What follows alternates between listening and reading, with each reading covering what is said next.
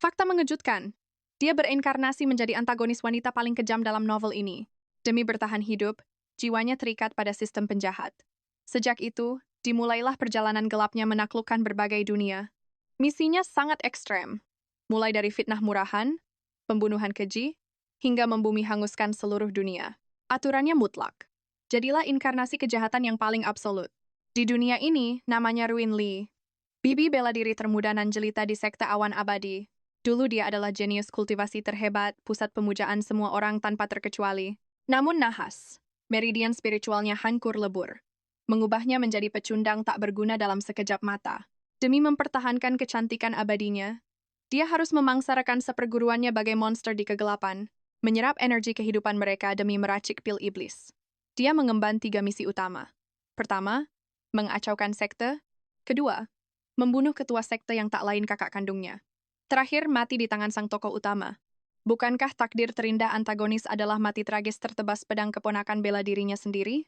Cepat sebelum ini, dia baru saja selesai menyerap energi kultivasi murid lainnya. Saat hendak membersihkan diri, pintu meledak. Keponakan bela dirinya menerjang masuk bagaikan badai mengamuk. Dia ditindih kekuatan luar biasa. Celakanya, sang bibi tak berdaya untuk melawan. Meridiannya yang hancur membuatnya lemah dan kehilangan kendali atas tubuhnya. Sesuatu yang buruk terjadi. Napas pemuda itu membara, dan aura spiritualnya kacau tak terkendali. Dia menjerit menyadarkannya. Sang pemuda menahan diri, matanya kembali jernih. Bibi, inikah kau? Tolong ampuni aku. Seseorang telah merakuniku. Adakah penawar? Di tengah kepanikan, matanya tertuju pada sebuah bak air. Menguras sisa tenaganya, dia menerbangkan bak itu dan mengguyur tubuh mereka berdua secara brutal. Dia bertanya dingin. Sudah sadar? Sang pemuda merintih lemah.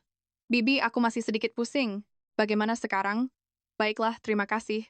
Karena kau sudah sadar. Cepat keluar dari sini. Meski telah diusir, dia tetap berlutut keras kepala di depan pintu. Menolak pergi. Mengira bibinya murka, dia menghukum diri sendiri. Sang bibi hanya bisa menghela napas lelah. Pintu terbuka. Disambut permintaan maaf tulus. Aku bersalah, Bibi. Aku takkan pergi sebelum dimaafkan. Hukumlah aku. Namun jawabannya sungguh tenang. Aku sama sekali tidak marah ataupun ingin menghukummu. Kau hanya dijebak. Ini bukan kesengajaan. Berhati-hatilah agar kegagalan bodoh ini tidak terulang lagi. Sekarang pergilah. Mata pemuda itu terbelalak. Sejak kecil, sang ketua sekte selalu menanamkan doktrin kejam. Kegagalan adalah dosa besar. Kau itu spesial. Satu-satunya jenius harapan masa depan sekte kita. Putra takdir diharamkan berbuat salah. Kau harus sempurna. Kelemahan dilarang, dan keputusasaan adalah bentuk pengkhianatan. Membuat onar itu tabu. Namun barusan, bibinya berkata, tidak marah sedikit pun padanya. Untuk pertama kalinya, kehangatan mengalir di hatinya yang dingin. Tak pernah ada yang selembut ini. Bagai takdir yang mempermainkan, si pelaku muncul. Xiao Chanyi, kerabat licik sang ketua sekte. Dia melangkah manja berpura-pura polos, mencoba merangkul lengannya. Sang pemuda langsung menghempaskannya penuh rasa jijik. Dia membentak kasar. Sudah selesai drama murahanmu?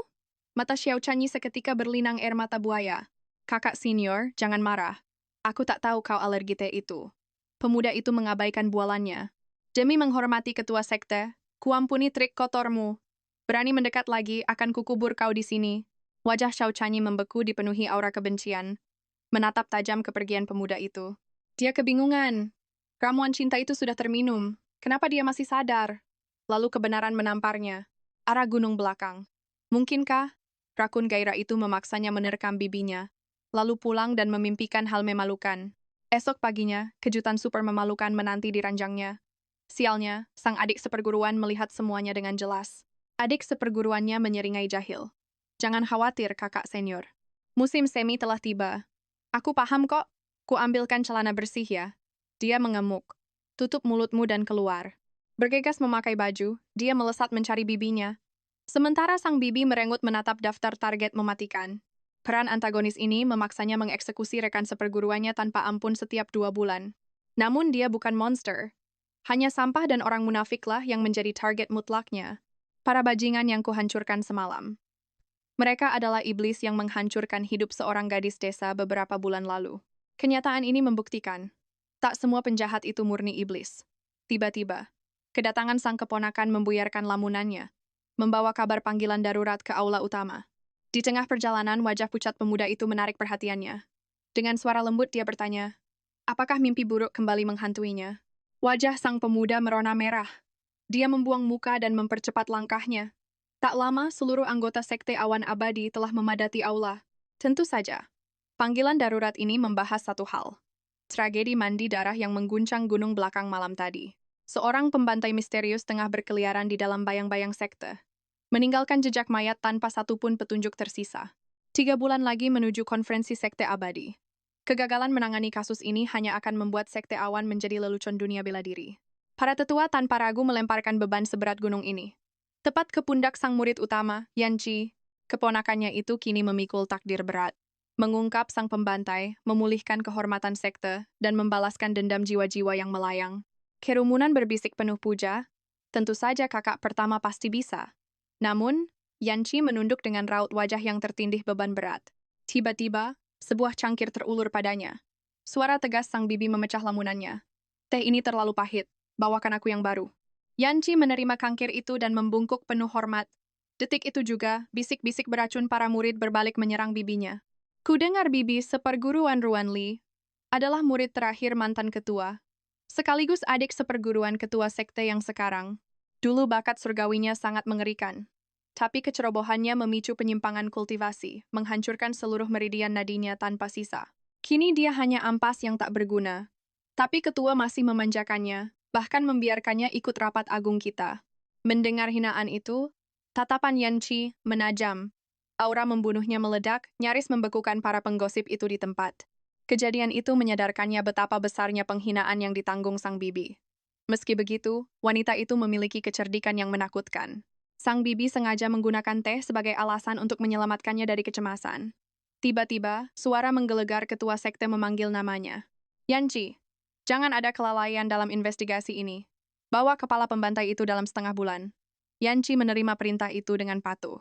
Tepat saat itu, sang bibi memberikan petunjuk krusial. Pagi ini aku memeriksa mayat-mayat itu.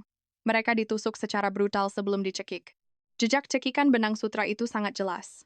Bekasnya mengarah dari bawah ke atas dengan sempurna. Artinya, pembunuh ini adalah psikopat sadis yang bertubuh pendek.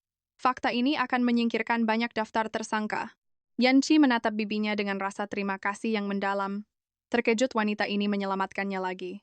Setelah rapat yang menegangkan itu usai, sistem milik Ruan Li bertanya penasaran, tidakkah kau takut protagonis pria akan melacak petunjuk itu dan membongkar identitasmu? Ruan Li tersenyum tipis tanpa rasa takut. Aku hanya tidak tega melihat mereka menumpahkan semua beban itu pada seorang anak. Lagi pula, bukankah lebih baik mempercepat alur ceritanya? Semalam adik seperguruannya memberinya obat perangsang, hingga pemuda itu nyaris menyerang bibinya sendiri. Karena insiden itulah, Yanchi mematung tak percaya. Adik seperguruannya berani muncul keesokan harinya, bertingkah polos seolah tak terjadi apa-apa. Padahal peringatan mematikan telah dia berikan semalam. Namun urat malu wanita ini benar-benar sudah putus. Kakak pertama, investigasi ini pasti sangat melelahkan. Kemarilah, cicipi kue yang kubuat khusus untukmu. Tidak, terima kasih. Kupikir kata-kataku semalam sudah jelas. Wanita itu memelas. Tapi aku sudah minta maaf. Kenapa kau menolak memaafkanku?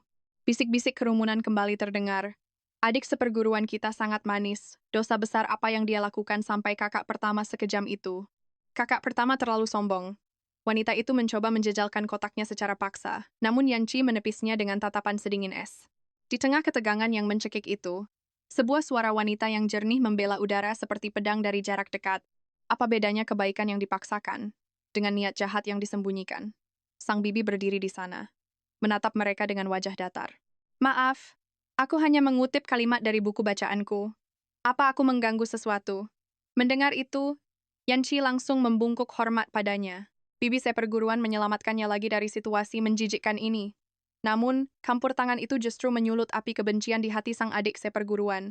Wanita itu tak sudi melihat kedekatan Yanchi dengan bibinya. Dan di saat itulah, murid bermulut sampah kembali berulah.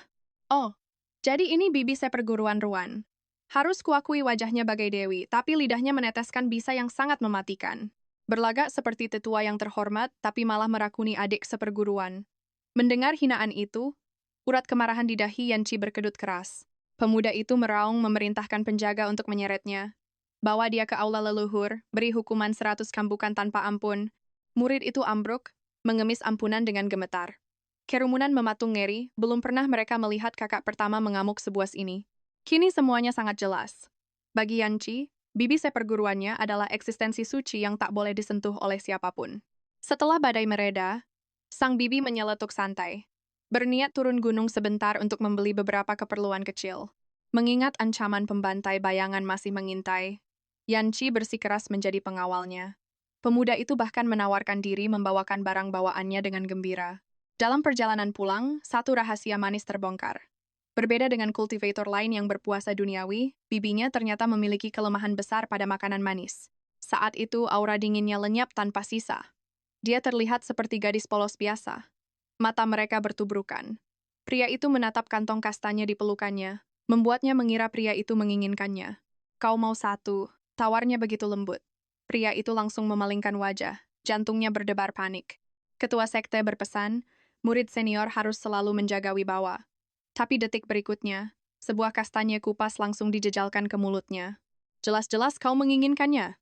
Kau menatapnya sepanjang jalan. Kenapa tidak bilang? Wajah pria itu merona merah, bahkan hingga ke telinganya.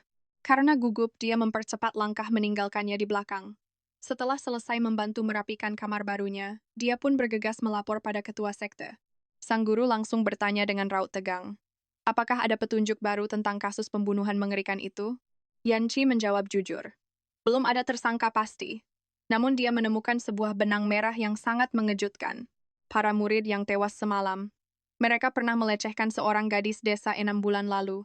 Tragedi itu membuat sang gadis mengakhiri hidupnya dalam keputusasaan.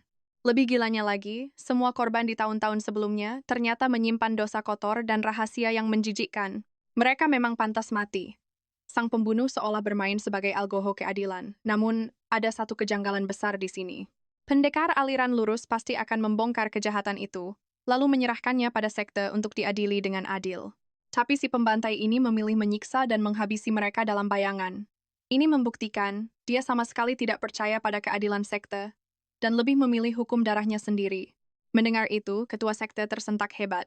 Wajahnya pucat pasi. Dia sadar wibawa sekte telah hancur lebur di mata seseorang. Dia pun memerintahkan Yanchi untuk membongkar misteri ini sebelum konferensi sekte abadi dimulai. Namun sebelum melangkah pergi, Yanchi kembali berlutut. Guru, ada satu hal lagi yang harus hamba sampaikan. Badai musim dingin akan segera tiba. Tapi kediaman bibi guru Ruanli di gunung belakang benar-benar kehabisan persediaan dasar. Dia bahkan tidak punya satupun pakaian hangat. Bolehkah kita mengirimkan bantuan logistik? Mendengar itu, ketua sekte hanya bisa menghela napas panjang. Adik seperguruannya itu masih terus mengubur lukanya dalam-dalam. Jika dibiarkan, duka itu pasti akan menghancurkan jiwanya suatu hari nanti. Karena itu, dia memutuskan untuk membawa Ruanli dan para murid lainnya menghadiri konferensi sekte abadi bulan depan. Ini adalah kesempatan emas untuk menyegarkan pikirannya. Tapi siapa sangka, misi rahasianya justru menuntut pertumpahan darah malam ini juga. Sebagai reinkarnator yang terjebak dalam peran antagonis, aturannya mutlak. Jika dia tidak membunuh siapapun setiap 2 bulan, sistem akan menghapusnya dari eksistensi. Tenggat waktunya sudah di depan mata. Masalah terbesarnya, saat ini hanya ada segelintir murid yang bersamanya. Jika ada satu saja yang mati, risiko penyamarannya terbongkar akan meroket tajam, dan parahnya, sebelum dia bertindak, dia sudah berhasil memancing amarah semua gadis di kelompok itu. Kenapa kakak senior Yanchi selalu saja menempel pada bibi guru Ruan seperti itu?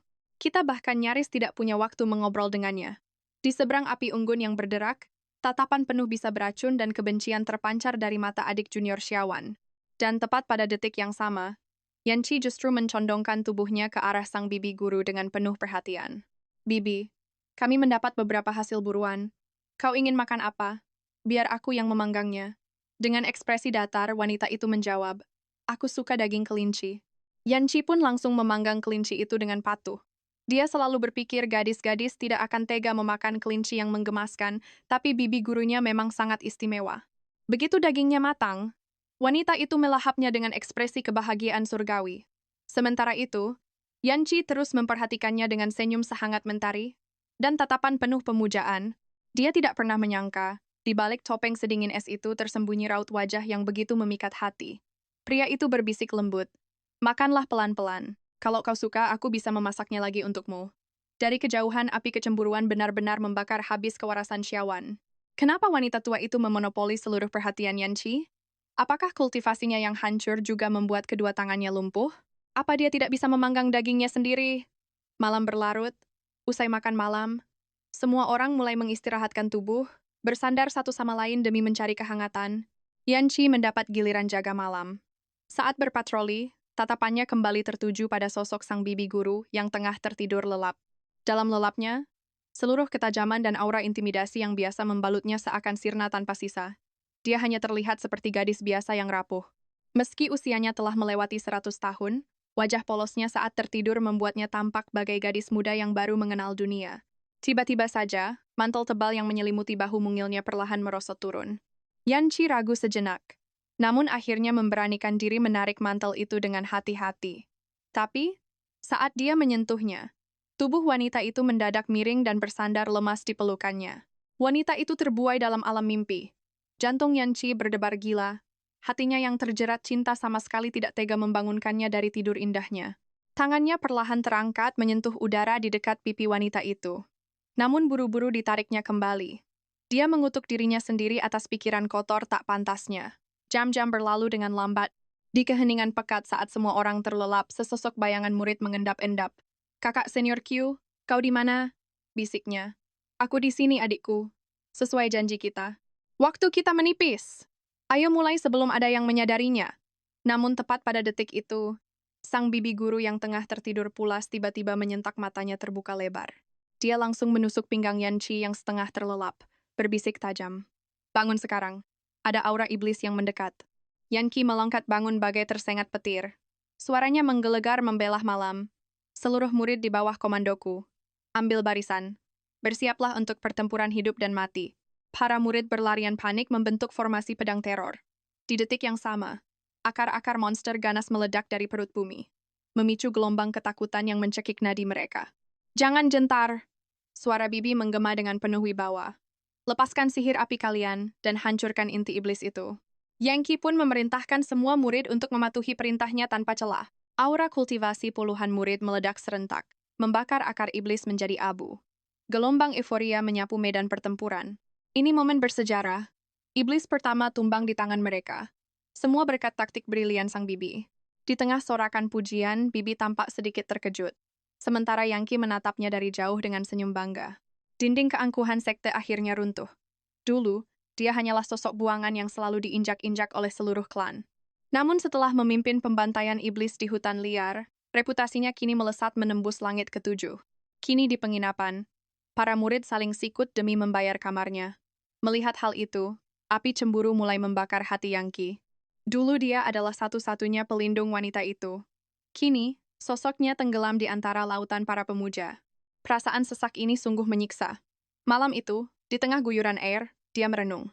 Mengapa pesona baru bibi begitu mengoyak hatinya? Tiba-tiba, sayup-sayup terdengar bisikan dari kamar sebelah. "Aku berdiri di dekat bibi hari ini. Pesonanya sungguh mematikan." Rumor bahwa dia sedingin es itu bohong besar. Ternyata dia begitu lembut dan menghangatkan jiwa. Kira-kira siapa pria beruntung yang akan merebut hatinya? Mendengar itu, aura membunuh Yanqi meledak. Para junior ini butuh dihajar. Berani sekali mereka mengincar bibiku. Di puncak amarahnya, sebuah suara mencurigakan merobek keheningan malam di luar pintu. Dia menyambar jubahnya secepat kilat dan menerobos keluar. Sebuah bayangan berkelebat. Namun langkahnya terhenti oleh sesosok mayat bersimbah darah. Yanqi menahan insting bertarungnya, lalu berjongkok untuk memeriksa jasad yang masih hangat itu. Jejak mematikan yang sama. Pola pembunuhan brutal sekte.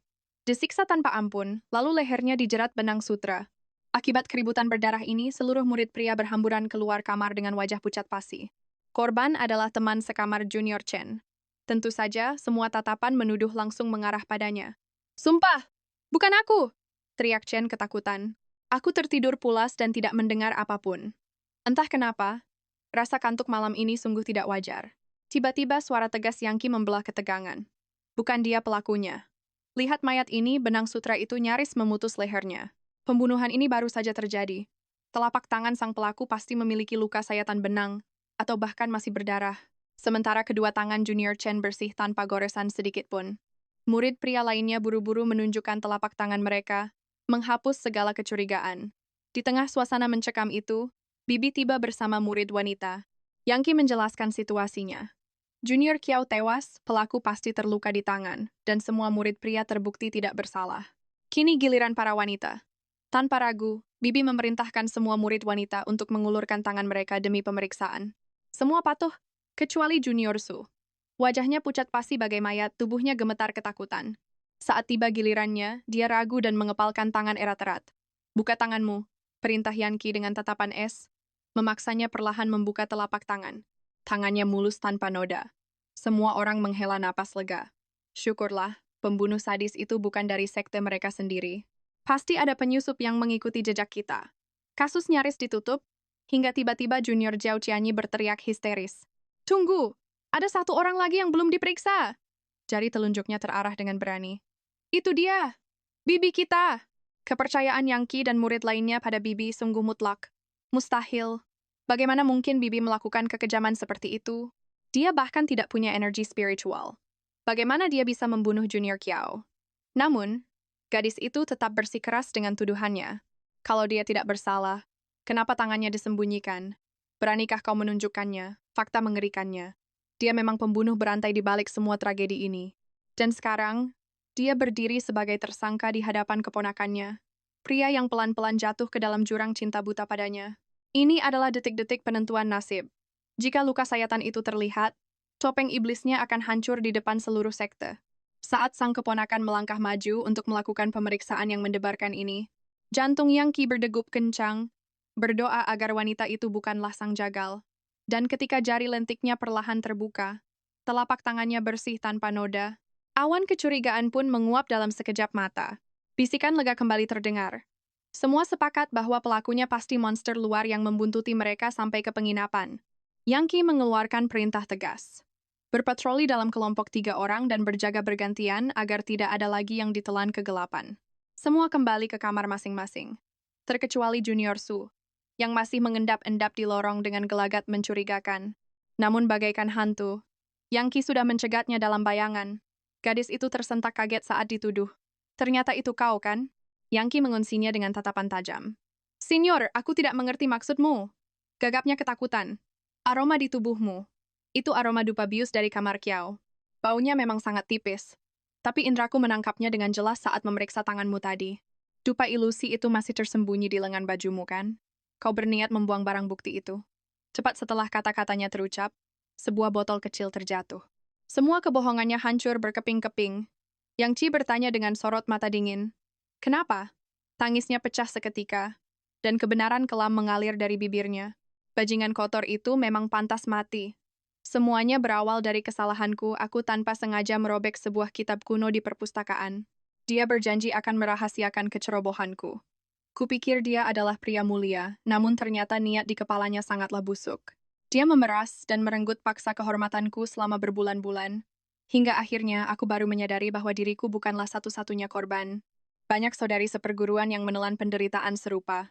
Bahkan di tempat terpencil ini, dia masih berani mencoba mengulangi perbuatan bejatnya. Kesabaranku sudah habis, jadi aku mencabut nyawanya. Aku mengakui semuanya, dan siap menerima hukuman sekte. Tangkap aku sekarang. Tidak, sela Yang Qi dengan tegas. Bukan kau pembunuh aslinya.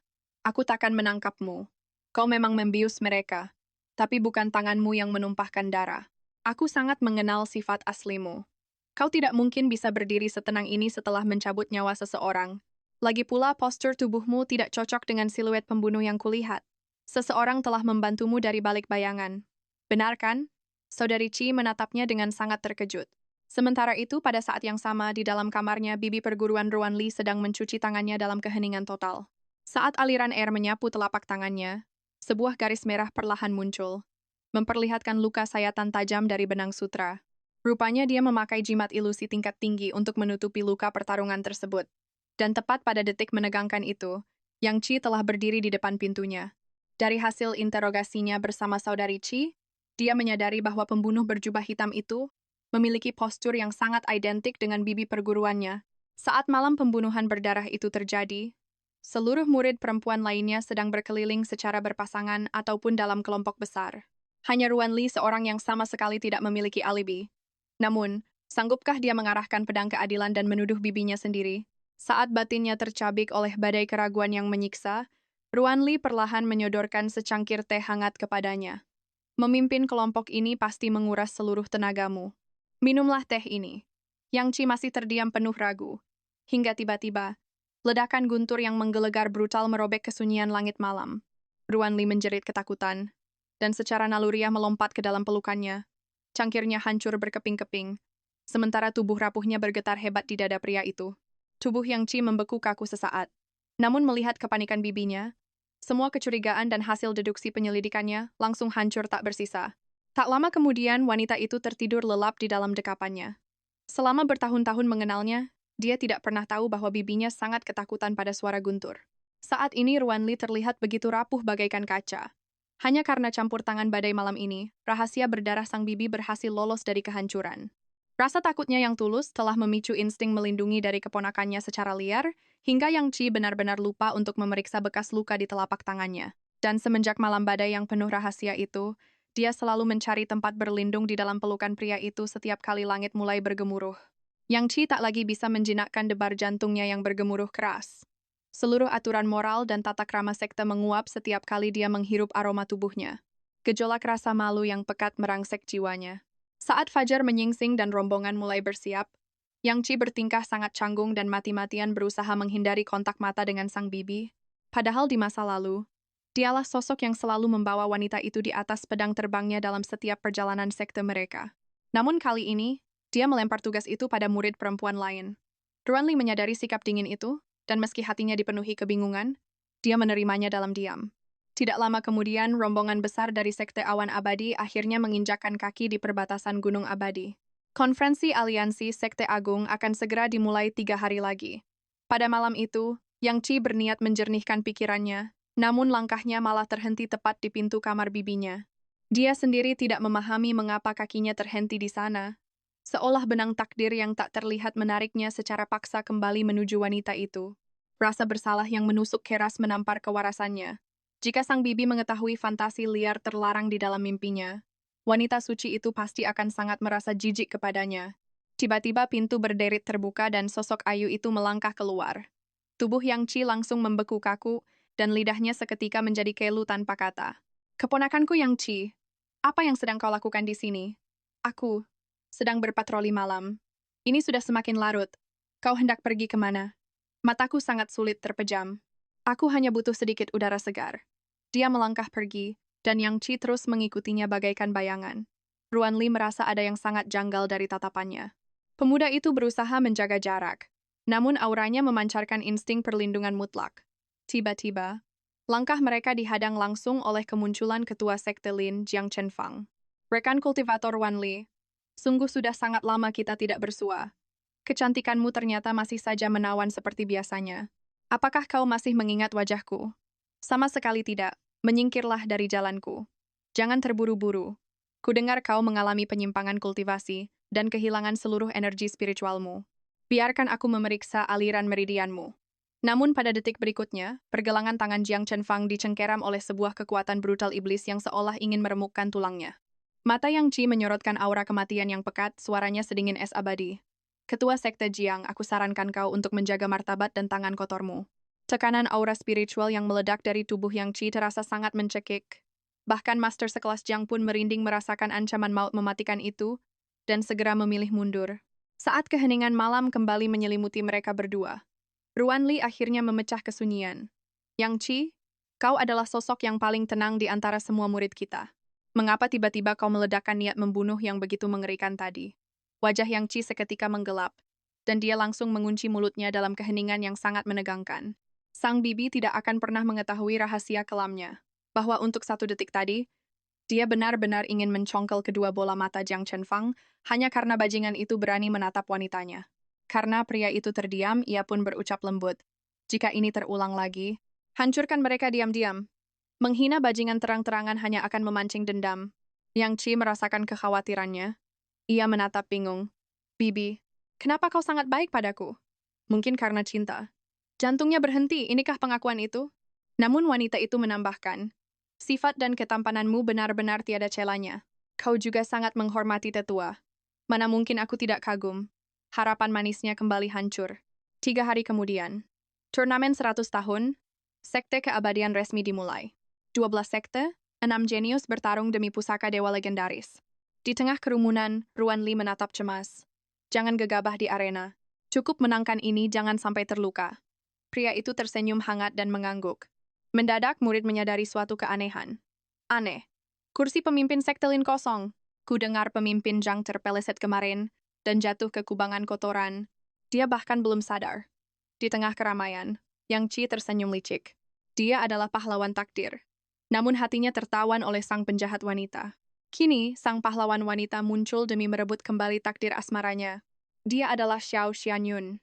Sang jenius mempesona, kebanggaan mutlak Sekte Chang. Sesuai alur aslinya, takdir memaksa Yang Qi melawannya di turnamen ini. Berakhir seri, berbagi puncak, lalu berkelana menaklukkan monster legendaris bersama. Melewati ujian hidup mati, menjadi pasangan abadi. Tapi, takdir telah melenceng jauh. Saat menatap kekasih takdirnya itu, hati Yang Qi justru sedingin es beku. Ia malah bersumpah, usai menang dan meringkus sang pembunuh, ia akan menembak bibinya. Undian mempertemukan Yang Qi dan Xiao. Seluruh arena meledak menyambut pasangan emas ini. Keduanya adalah jenius terhebat abad ini. Kasta sekte mereka pun setara. Laga persetujuan langit. Namun anehnya, Yang Qi hanya diam, menolak memulai serangan. Pandangan pria itu hanya terpaku pada kursi tempat bibinya berada. Begitu sang bibi menatapnya, ia memberi isyarat bertarung. Bibinya bergumam, "Apa rencananya, dasar bodoh? Pertarungan nyawa akan segera dimulai, dan dia malah terus menatapku." Seharusnya ini berakhir imbang, kekuatan Xiao tidak main-main. Tapi kejutan gila pun terjadi, hanya dalam 2 jurus. Yang Qi meluluh lantakkan reputasi emas Xiao Xianyun. Bukannya pertarungan berdarah, kemenangan ini terlalu gampang. Sekte awan keabadian resmi merajai. Ruan Li terbelalak syok. Alur cerita novel asli telah hancur berantakan tanpa sisa. Usai laga, pria itu menatapnya bak bokah minta dipuji. Rentetan kejadian ini sungguh aneh. Ruan Li mulai curiga. Apakah keponakannya ini benar-benar jatuh cinta padanya? Malam harinya, di bawah temaram cahaya bulan, Yang Qi kembali menyelinap menemuinya. Melihat bajunya yang tipis, ia memakaikan sebuah jubah. "Bibi, angin malam sangat dingin. Kau tak punya aura pelindung?" Ruan Li tertegun, lalu pamit masuk ke kamarnya. Jubah kebesaran itu membuat tubuh rampingnya terlihat jauh lebih rapuh. Tiba-tiba, mata Yang Qi terbelalak ngeri. Keringat dingin menetes menatap siluet jubah itu. Posturnya sama persis. Sama dengan bayangan pembunuh berantai dalam ingatannya. Ia bergegas menyusul, menolak percaya pada dugaan gila itu, dan mencari alasan bersamanya. Auraku berada di ambang terobosan, tapi ada segel yang masih menguncinya. "Bibi, bisakah kau membantuku?" Ruan Li setuju, tanpa menyadari niat terselubungnya. Wanita itu menyalurkan sisa energinya. Dan saat itulah, kepastian menghantam hati Yang Qi. Selain aura redup di pusat energinya, ia tak punya kekuatan. Kamar ini pun normal. Tanpa disadari, pemimpin sekte Lin mengendap-endap mendekat, membawa dendam kesumat yang membara. Api dendam berkobar layar di matanya. Saat memergoki sang bibi dan keponakannya berduaan, dupa terlarang pun dinyalakan. Asap kutukan menyelinap licik, siap menghancurkan Yan Qi tanpa ampun. Satu tarikan napas, Yan Qi sadar ada bahaya. Namun terlambat, pipi bibi Ruan Li merona merah, lalu ambruk tak berdaya kepelukannya. Luka masa lalu membuat energi spiritualnya lumpuh. Ia tak bisa menahan racun itu. Yan Qi harus segera menyadarkannya. Detik ini juga. Detik berikutnya, sang bibi menariknya dalam ciuman putus asa. Suaranya bergetar memohon, "Tolong aku." Yan Qi menggenggam lembut tangan gemetar itu. Bibi ini berbahaya. Lalu ia membaringkannya dengan sangat hati-hati di ranjang. "Bibi selalu mendidikku. Sekarang, giliranku untuk memberimu pelajaran dari dunia yang sama sekali berbeda." Ia membungkuk, mendaratkan kecupan hangat di kulitnya. Sang bibi menggigit bibir sekuat tenaga, namun akhirnya tenggelam tak berdaya dalam kegelapan. Sementara itu, Zhong Qinfeng, bajingan tengik yang menyebarkan racun laknat itu, telah menyeret para tetua sekte di tengah malam buta, demi sebuah skandal. Dengan sangat kongkak, ia menendang hangkur pintu kamar Ruan Li. Bukannya adegan mesum, ia malah melihat Ruan Li duduk tenang membaca buku. Dengan mata polosnya, sang bibi berpura-pura kebingungan. "Angin apa yang membawa kalian malam-malam begini?" Sadar masuk perangkap, amarah Zhong Qinfeng langsung meledak dahsyat. "Hentikan sandiwaramu. Sejam lalu aku melihat kalian berdua di sini. Di mana kau sembunyikan keparat itu?" Ruan Li tertawa amat anggun. "Aku membenci tamu dan suka menyendiri. Untuk apa kau menenun fitnah sekeji ini? Lagi pula, bagaimana kau yakin ada orang di kamarku? Chin Feng mendadak gagap, semua kata-katanya sirna. Para tetua menyeretnya penuh rasa jijik. Namanya dikoret tanpa ampun dari daftar konferensi sekte. Setelah keadaan sunyi, Ruan Li menatap lurus ke arah lemari dan berbisik pelan. Keluarlah. Yan Chi muncul. Dengan kap tangan memerah terbakar di pipinya. Bibi, aku salah. Ia membalas dingin. Pergi! Dan tutup mulutmu soal malam ini. Dan aku. Pintu terbanting keras. Ruan Li mematung, jantungnya berdegup gila di dadanya. Benih perasaan asing mulai merambat di hatinya. 9 hari konferensi sekte berlalu, Yan Chi, dari sekte awan abadi, resmi dinobatkan sebagai juara 1. Euforia meledak di hati para murid. Tak sabar rasanya pulang untuk menceritakan legenda kemenangan epik ini. Namun Yan Chi tenggelam dalam pikirannya.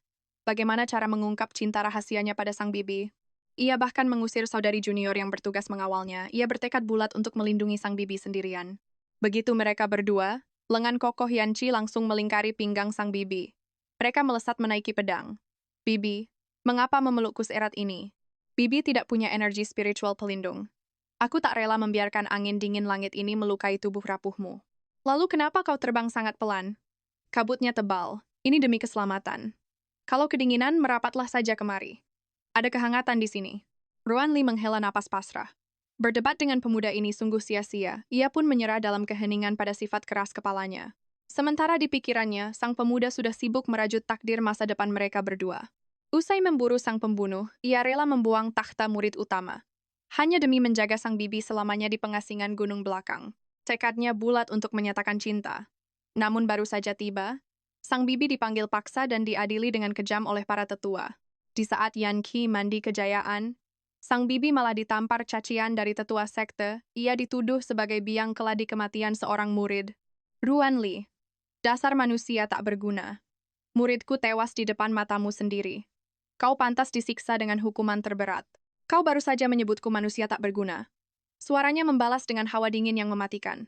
Lalu apakah kau sungguh berharap manusia tak berguna ini mampu menjadi tameng bagi muridmu?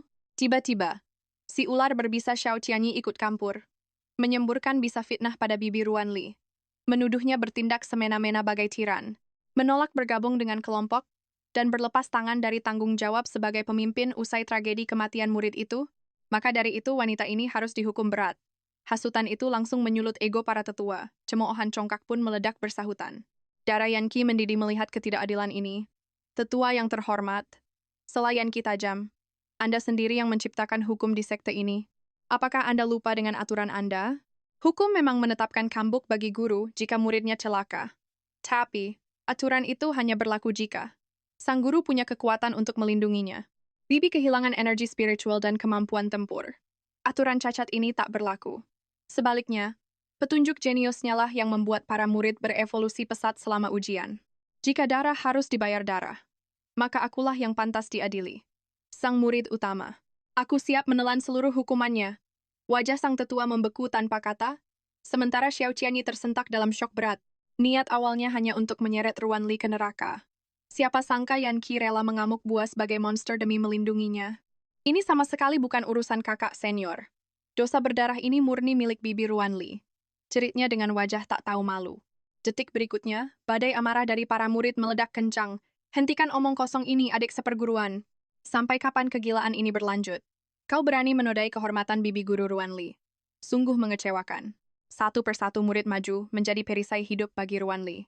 Semua tuduhan Xiao hanyalah bisa beracun. Di balik topeng esnya, bibi guru memiliki hati yang sehangat mentari. Dia selalu melindungi kita layaknya kakak pertama. Mata Yanxi memancarkan tekad membara. Jika hukuman harus dijatuhkan, hukum saja aku. Mereka tak bersalah, aku yang menanggungnya. Dengan langkah penuh kebanggaan, ia berbalik meninggalkan aula demi takdirnya. Sang pemimpin sekte pun terjebak dalam dilema besar. Jika tatapan adalah pedang mematikan, aura membunuh dari para murid pasti sudah mencabik-cabik tubuhnya menjadi ribuan keping.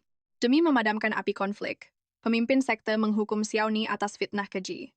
3 malam kurungan meditasi es menjadi bayarannya. 2 jam berlalu.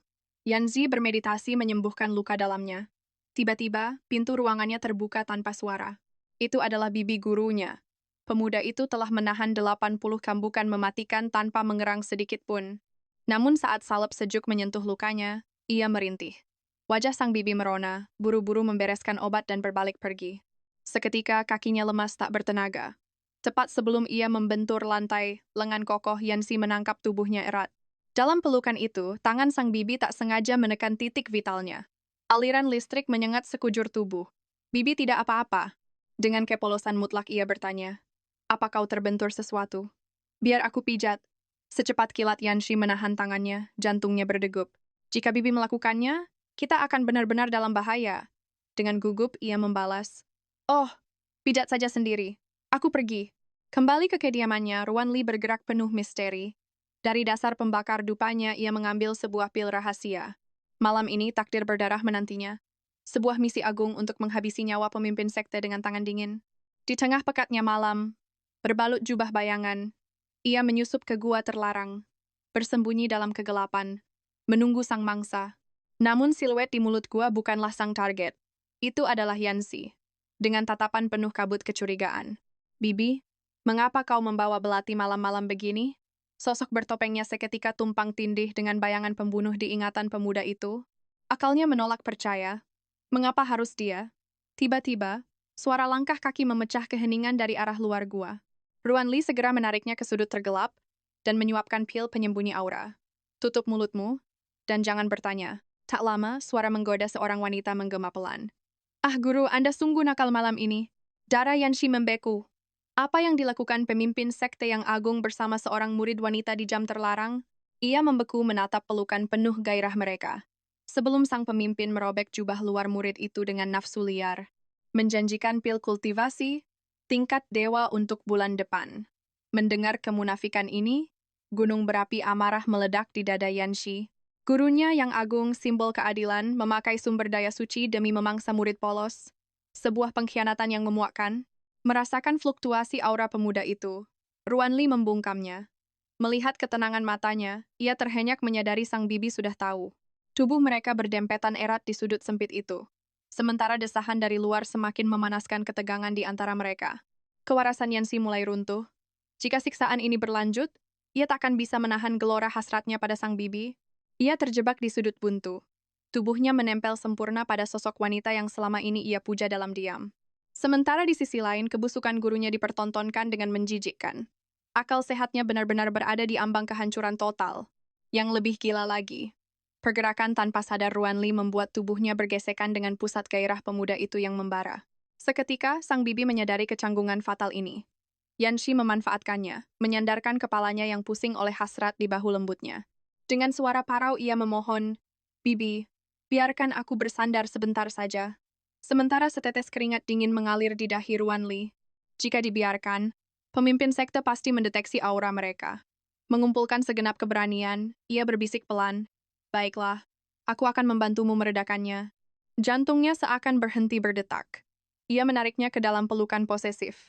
"Yanshi, jangan kurang ajar." "Bibi, panggil namaku lagi. Kumohon, lepaskan." "Bibi, kabulkan satu permintaanku ini." "Si." Di tengah ketegangan memabukkan itu, adegan kotor di luar berakhir. Memanfaatkan momen tersebut, sang murid wanita merengek memohon kenaikan status kekuasaan di dalam sekte. Mengingat tetua pengurus sumber daya baru saja tewas secara tragis dalam sebuah kecelakaan kultivasi yang sangat janggal. Namun sang guru yang tadi mesra, kini mencekiknya buas. Ia mendesis sebagai ular berbisa, hewan peliharaan tidak berhak serakah. Cengkramannya menguat hingga gadis itu diambang batas kematian. Memaksanya menangis terseduh, mengemis demi nyawa rongsokannya yang menyedihkan. Pria itu akhirnya melepaskannya, mengingatkan kasta aslinya. Begitu bayangan mereka sirna, Ruan Li dan Yanshi bisa bernapas lega. Melangkah keluar, wajah Yanshi diselimuti aura kegelapan pekat. Ruan Li memecah keheningan. "Bagaimana rasanya dikhianati oleh keyakinanmu sendiri? Melihat guru yang kau dewakan ternyata monster bertopeng? Kemana perginya suaramu?" Pemuda itu menundukkan kepala, hancur tak bersisa. Akhirnya, kenyataan pahit terbongkar. "Yanchi, tak semua manusia punya dua sisi, tak terkecuali diriku. Bibi yang kau hormati ini adalah sang pembantai berdarah dingin. Monster pemangsa murid sekte kita sendiri." Yanchi tersentak, wajahnya mengeras saat ujung pedangnya terarah padanya. "Katakan, aku ingin mendengarnya langsung darimu." Tatapannya sedingin es. "Inilah kenyataannya. Tanpa pil terlarang itu, Tubuhku sudah lama jadi abu. Para sampah pemerkosa dan pembunuh itu. Jika jiwa mereka memberiku kekuatan, buat apa aku berpura-pura suci? Jangan terlalu naif menilai baik dan buruk. Pada akhirnya, aku hanya jiwa egois yang ingin bertahan hidup. Jika ingin membalas dendam saudaramu, tebas aku sekarang. Pengakuan ini adalah akhir mutlak dari misinya. Namun mati di tangan Yanchi jauh lebih baik daripada dilenyapkan sistem. Biarlah ini jadi kuburannya. Alih-alih tebasan pedang, pelukan hangat justru mendekapnya. Yanchi berbisik lirih, jangan membohongiku, Bibi. Tidak ada monster di mataku. Aku hanya melihat jiwa lembut yang rela terluka demi kucing jalanan. Kau adalah tempat berlindung. Bibi yang kukenal adalah wanita paling suci di muka bumi ini. Sesuai hukum sekte kita yang mutlak. Jika terbukti mereka pantas mati, hukumanmu akan diringankan. Biar ku cari buktinya, kita hadapi badai ini bersama. Suaranya melembut menahan haru. Rencanamu hebat. Tapi bagaimana jika ketua dan para tetua bersikeras mengeksekusiku? Maka nyawaku taruhannya. Kenapa? Karena aku mencintaimu. Selama ini kau yang selalu melindungiku. Kali ini, biarkan aku yang menjadi perisaimu. Hati Ruan Li bergetar. Namun ia mendadak memukulnya hingga pingsan. Tatapannya dipenuhi badai emosi yang rumit. Ia berbisik, nyawamu adalah milikmu seorang. Jangan membuangnya demi siapapun. Apalagi aku. Ada takdir berdarah yang harus kuselesaikan sendirian. Saat kesadarannya tenggelam dalam kegelapan, batinnya menjerit melihat siluet itu menjauh kembali. Jangan gegabah. Sang jenius kultivasi yang kehilangan kekuatan dalam semalam. Alasannya, kakak seperguruan yang ia percayai, menginginkannya sebagai boneka. 5 tahun ia menelan pahitnya penghinaan. Dan hari ini, saatnya perhitungan darah dimulai. Ia mendekati ketua sekte dengan topeng kepolosan andalannya, membawa sebuah kotak kayu misterius. Berpura-pura tunduk, ia mengklaim menemukan pil spiritual langka, dan datang mempersembahkannya sebagai bukti kesetiaan. Pria itu membawanya ke ruang rahasia, membuka kotak dengan rakus. Namun kosong. Di detik mematikan itu, belati beracun Ruan Li menembus jantungnya. Ketua sekte tersedak darah. Aura ini? Kau? Memulihkan kekuatan kultivasimu? Jawabannya membekukan tulang. Tidak.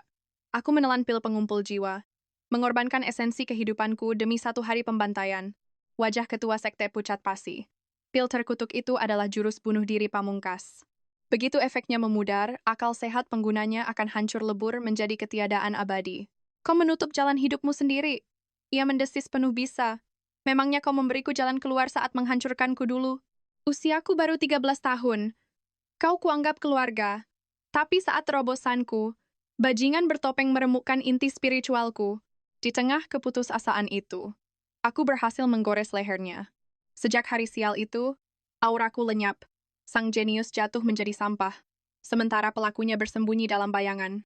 Malam itu aku menangis mencarimu untuk berlindung. Hanya untuk melihat goresan berdarah yang sama di lehermu. Tak kusangka, sosok yang paling kupercaya adalah iblis yang menjerumuskanku ke dasar neraka. Sejak itu takdirku hanyalah dendam. Dan hari ini, akan kubayar lunas dengan ribuan siksaan. Ruan Li menerjang lagi. Namun ledakan energi dahsyat tiba-tiba memukul mundur dan menghempaskannya ke tanah. Luka fatal di dadanya sembuh seketika di depan matanya yang membelalak. Senyumnya licik. Adik kecil. Kau masih saja naif. Kiraku sebodoh itu. Apa boleh buat? Obsesiku padamu sudah mencapai batas gila. Kegilaan yang membuatku mematahkan sayapmu agar kau merangkak di sisiku. Aku sudah tahu kau pembantainya. Tapi aku sengaja menutup mata atas semua dosamu. Tahu kenapa? Karena melihat sang jenius suci jatuh ke dalam kegelapan iblis. Memberiku kepuasan yang luar biasa. Ruan Li murka. Mencabut jarum tersembunyi dan menusukkannya brutal ke mata kiri pria itu. Sambil menjerit tangannya menekan pemicu rahasia.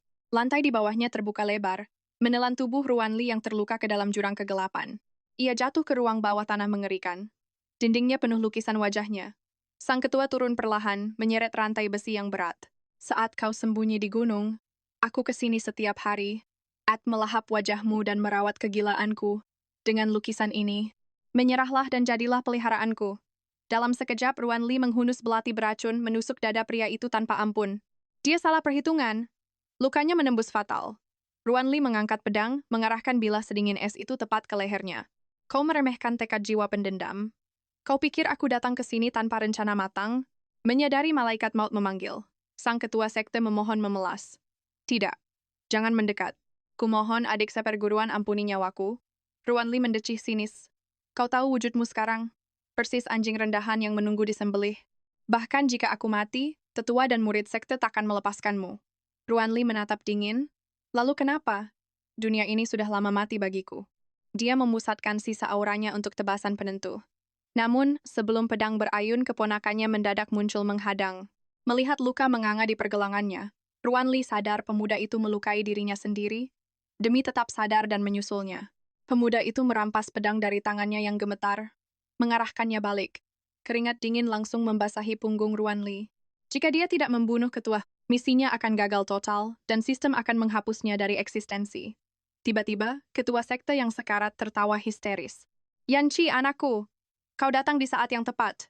Bunuh wanita itu dan balaskan dendam gurumu. Yanchi mengangkat pedangnya tinggi. Ruanli memejamkan mata, pasrah pada takdirnya. Tapi, arah pedang berbelok membelah udara dan menembus telak jantung ketua sekte. Ruanli terbelalak syok. Keponakannya memilih untuk melindunginya. Muridku melakukan ini, mustahil. Yanchi, beraninya kau membunuh gurumu? Bengas sang ketua meregang nyawa. Yanchi membalas dengan tatapan membeku. Kenapa tidak? Kau melukai bibiku, menyiksa muridmu sendiri, dan memperlakukan nyawa manusia layaknya serangga tak berharga. Mati 1000 kali pun takkan bisa menebus dosamu. Tapi kau sungguh tak pantas mati di tangan sucinya. Mata ketua sekte membelalak syok, lalu menyeringai keji. Kau, pengkhianat sampah. Kau jatuh cinta pada bibimu sendiri. Kalian berdua Yanchi membungkamnya selamanya, memutar pedang di jantungnya sebelum hinaan lain terukap. Pemuda itu menoleh pada bibinya dengan tatapan lembut penuh puja. Jangan takut. Takkan ada yang tahu kejadian malam ini. Kau menutupi jejakku? Ya dan tidak. Sebelum memasuki ruang rahasia ini, aku tak mengerti mengapa kau tak melapor pada para tetua. Tapi setelah melihat semua ini, aku paham. Ketua sekte adalah iblis berwujud manusia. Jika aku jadi dirimu, akan kucabik dia jadi ribuan keping. Bibi, muridmu ini sungguh durhaka. Aku telah jatuh cinta padamu. Kumohon terimalah perasaanku. Pipi Ruanli merona kemerahan, namun dia lekas mengubur emosinya. Mencintaiku? Kau sadar berapa nyawa yang telah kurenggut? Monster haus darah sepertiku hanya pantas membusuk di neraka. Simpan perasaanmu untuk sosok yang lebih pantas. Mengabaikan penolakannya, Yanchi menggenggam tangannya erat. Kalau begitu, aku akan menemanimu ke neraka. Kini setelah tanganku ikut berlumuran darah, takdir kita telah terikat. Bibi, percayalah padaku. Aku takkan biarkan siapapun menyakitimu lagi. Ruanli terdiam sejenak. Namun kenyataan menamparnya dia hanyalah entitas asing. Hanya aktris pemeran tokoh antagonis. Dia merampas pedang itu, dan dalam satu kilatan cahaya mematikan. Menebas lehernya sendiri. Tubuhnya pun ambruk ke tanah yang dingin. Yanchi berlari panik menangkapnya, mati-matian menyalurkan energi spiritual demi menyelamatkan jiwa yang kian memudar. Dengan sisa napas, Ruanli berbisik, "Jangan buang auramu. Ajal telah menjemputku. Aku takkan bisa selamat melewati malam ini walau kau memaksanya. Yanchi, kematianku tidaklah penting.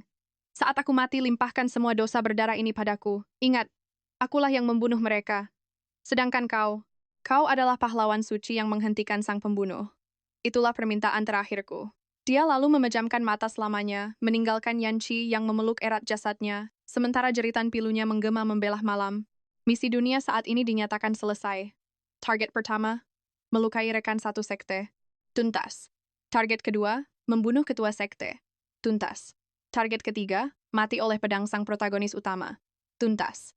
Dia sama sekali tak menduga misinya akan berakhir sedramatis ini. Saat kesadarannya bersiap ditarik paksa menuju dunia berikutnya, dia menatap Yanchi untuk terakhir kalinya. Dasar bokah bodoh. 3 hari kemudian, Yanchi resmi dinobatkan sebagai pemimpin agung baru dari Sekte Awan Abadi. Di bawah kepemimpinannya yang mutlak, semua rahasia kelam pemimpin sebelumnya dibongkar habis, memicu badai yang mengguncang seluruh penjuru sekte. Yanchi memimpin dengan keadilan mutlak dan tanpa celah. Dia membangun ulang sekte itu dari kehancuran. Hanya dalam 3 tahun, Sekte Awan Abadi menduduki takhta tertinggi di benua, tanpa tanding. 100 tahun kemudian, dia membuktikan diri sebagai putra takdir sejati, berevolusi menjadi kultivator spiritual terkuat di dunia. Namun di balik puncak kejayaan itu, dia tak pernah meminang satu istri pun, memilih kesepian absolut menanti hingga akhir hayatnya,